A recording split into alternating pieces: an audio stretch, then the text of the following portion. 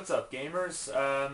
You're probably wondering why it's been a while since I've done pretty much any game reviews, and obviously I've done, obviously I just got completed doing a whole bunch of top tens, top five lists, most anticipated, best, and most underrated movies and games and such of last year and this year, of course. So might as well get to it and give sort of a full review, and, you know what, screw that. Instead of doing a full review on just one game, I might as well just break the ice and pretty much kill three birds with one stone in this review, just like I did last year with a three-part movie review on my, ones based off novels slash comic book movies.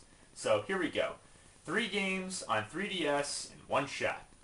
Starting with the first one, which I obviously already talked about. Legend of Zelda: Link Between Worlds. Yeah, I already mentioned this is a direct sequel to Link to the Past, and how the Zelda series doesn't exactly go in a straight timeline, but, well, this is an exception. And, of course, aside from the Phantom Hourglass, which is a direct sequel to the Wind Waker, which made improvements. So, yeah, I've been highly anticipating this one, and I'd love to see how this would play out, and I could safely say I was pleasantly pleased with this one. I really enjoyed playing it. It was a lot of fun. The 3D effects are really cool. Of course, there's new features in the game, as well as features brought back from Link to the Past, and of course, pretty much the same dungeons and everything, which will make Link to the Past fans like myself feel pretty much right at home with this one.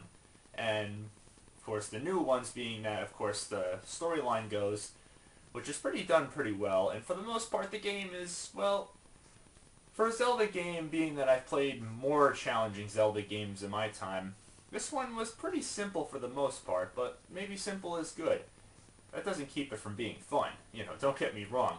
The coolest feature is that, of course, the new villain, which of course works for Ganondorf, turns all sorts of princesses into paintings and stuff, and you have to go rescue them. And of course, Link himself gets turned into a painting, which gives him a new ability to merge into the wall, which I think is a really cool feature. The dungeon designs, as I said before, are really cool, and as I said before, if you are a Link to the Past fan, you'll pretty much find them very familiar. Maybe a little too familiar, but the music soundtrack and everything's done well. It's got that same Dark World feature, even though they don't actually call it the Dark World this time around. The way you have to go in between the Dark and Light World of Hyrule is a little bit different this time around. I guess they had to make some changes here and there. I thought the 3D feature with jumping up is pretty cool. Yeah, it's a fun game. I had a blast playing it. It was a little bit short, for my level, and it's kind of easy for my level of Zelda games of difficulty. But, yeah, like I said before, I mean, I still enjoy playing Legend of Zelda: Link to the Past, despite the fact that I can beat it in less than 2 days even, or even 1 day. But still, it was very enjoyable. The weapon selection, this time around, it's a little bit different. I felt they kind of could have left this alone. This is more of a somewhat moderate nitpick right here, that you have to actually rent the weapons from this one guy that's actually in your house, and then eventually buy them, and this gets a little bit annoying. I kind of felt they should have left it as in you have to get the weapons in the dungeon. Doesn't that kind of make it more fun to make it through the dungeon to get the weapons, and upgrade yourself? And this is a minor detail, well, more or less minor to moderate, but don't you wish you were able to save your game simply by pressing start and save and quit? No, they took that away. Instead, they put these little bird vanes outside at random locations in the light and dark world, of course. But it does make good usage, though, that you can, of course, transport. This time around, it's not with the bird, of course. It's with the witch broom. But that, of course, unfortunately, is your only way to save your game. I wouldn't mind this so much, except the fact that a lot of times you're not going to be able to get through an entire dungeon completely. Say something comes up, or, oh, I gotta go. Oh, if I can't beat the dungeon, there you go. Your progress pretty much all doesn't get saved right there, unless you walk all the way back. But then you're just wasting more time then. Then you gotta go through and get all the keys all over again. I wish they could have just left that alone right there. But other than that, it's a great game. You know, very enjoyable. I highly recommend it, despite a few minor details, as I mentioned before. Overall, rocking 2 Wii remotes, so Wii Motion Plus is up on that one. Doesn't get any better than that.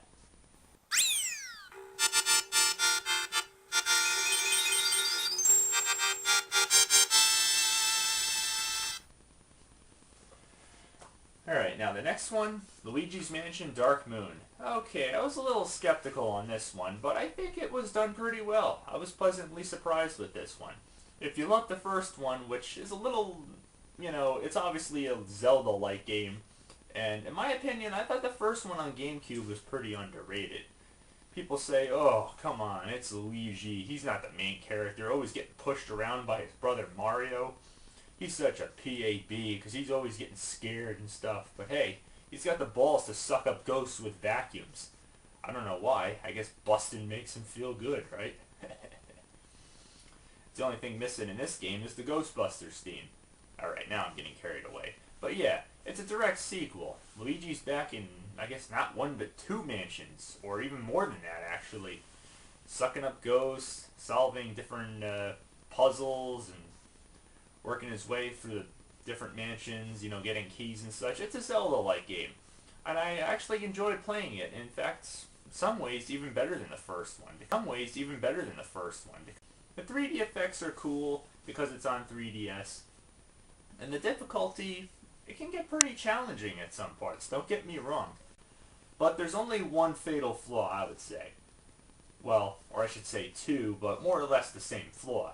Number 1, you can't save your game in between missions. Yeah, that's what they call it instead of levels. They call it missions. It's not like the first game where at any point you can walk up to the toad and save your game. No, this game, you do it by missions. That's what they call it. And yeah, if you die in the middle of a mission, unless you get the dog bone, yep, that's it. You go to back to the start of the mission. You gotta get the keys all over again. You gotta do the whole thing all over again. Unless, like I said, you have the dog bone, which is found at pretty random locations. And this gets really annoying. I mean, really, they could just put a save feature, or one of the toads or something, those little annoying things, or checkpoints even, huh? But other than that, it's more or less a minor to moderate flaw or detail. But other than that, I'd say it's a really enjoyable game. But, you know, it's not perfect, but give it credit for where it's due. My final verdict, Wii Motion with Wii Remote with Wii Motion Plus up, and I'll give it a plain Wii Remote up with that one. I think that's fair.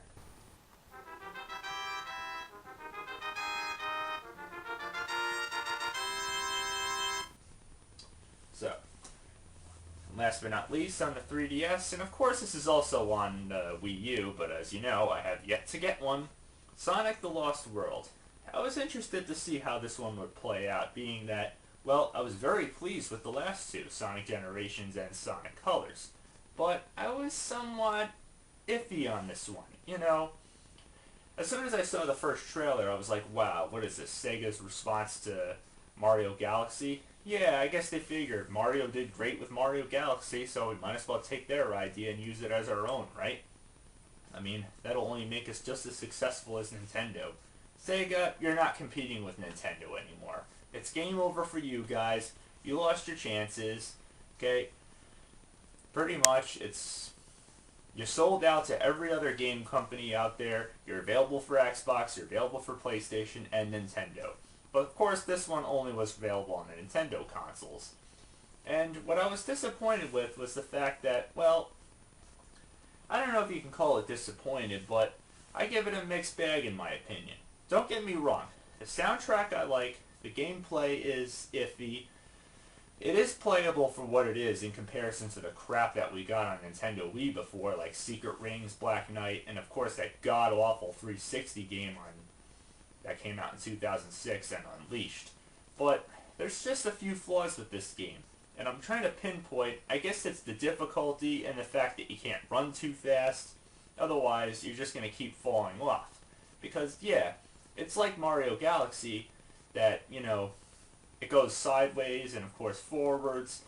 And you're on a bunch of, and especially when you get on a small island, yeah, you're going to fall off because how sensitive the controls are. I feel they're a little bit loose here and there.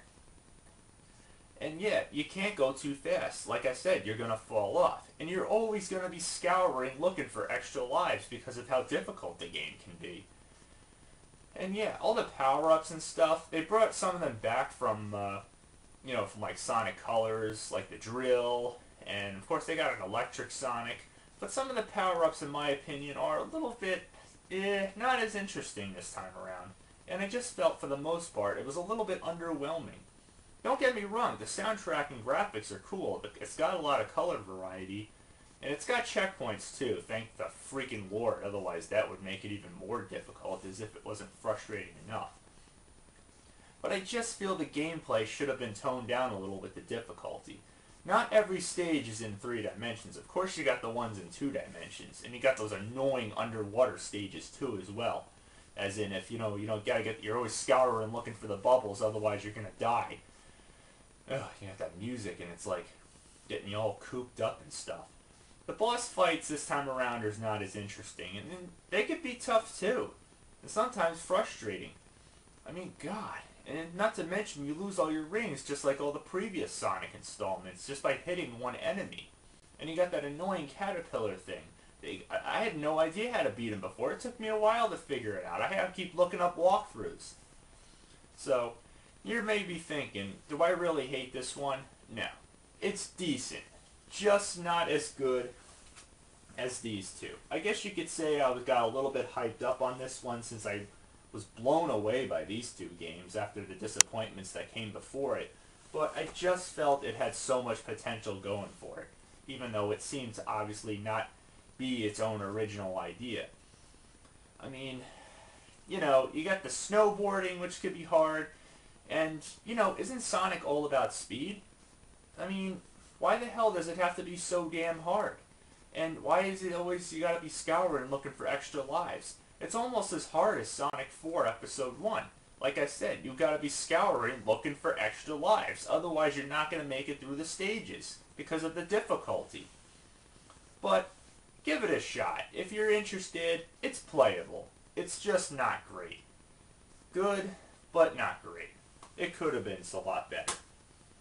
So, my final verdict, I think it's fair to give it a rockin' Wii Remote with Wii Motion Plus up, but a plain Wii Remote down. I think that's fair, in my opinion.